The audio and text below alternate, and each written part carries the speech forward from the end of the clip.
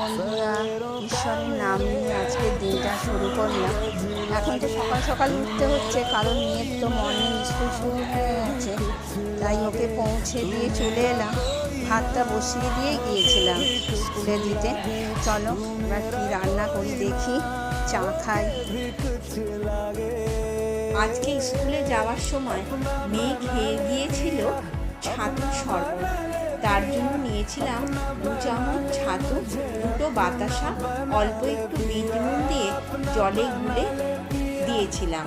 তার মধ্যে আমি টিফিনটা তৈরি করে নিলাম। আজকে টিফিনে ছিল মুড়ি, চানাচুর, শসা, আর তার সঙ্গে ছিল আলু সেদ্ধ, বিট লবণ আর গোলমরিচ দিয়ে তৈরি করে নিয়েছিলাম আলুটাকে। মেয়েকে স্কুলে পৌঁছে চলে গেলাম বাজার।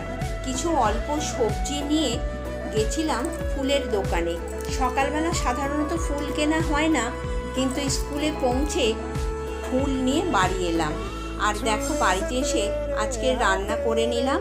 আর গতকালকে গিয়েছিলাম সন্ধেবেলায় জুতো কিনতে, সেটাও তোমাদেরকে দেখিয়ে দিলাম। সকলে ভালো থাকবে।